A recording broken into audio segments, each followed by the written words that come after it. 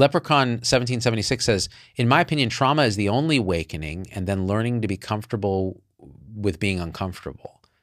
And that is absolutely your perspective on it. Every body, mind wakes up in a different way. For many, trauma is the trigger because that discomfort with this misidentification, with this mistaken identity, becomes so acute that it becomes intolerable to think that this body, mind is in control and it suffered this horrible, life-changing trauma.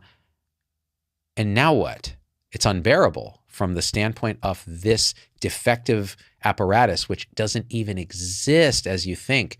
It's not the subject of your experience. And yet, when it's felt to be, when there's a feeling that arises that this, yeah, it is, energetically and emotionally and in thought, in belief, I am this, well, trauma becomes unbearable. So that unbearableness can actually be what energetically blows you open to see truth, which is behind the veil. You know, as Morpheus said, it's the world that's been pulled over your eyes to blind you from the truth, that you're a slave to this idea that you exist in this world of separation.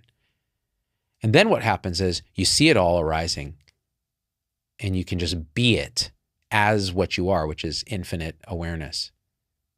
Even that's wonky. That's an anthropomorphization. It's a humanizing awareness, which is not human. It's beyond the human conceptions. It's all that is, all that ever was. It's empty and yet full of everything.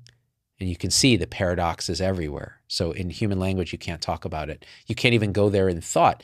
You can only be what you are knowingly. That's it. And trauma can be a gate, but it's not necessary.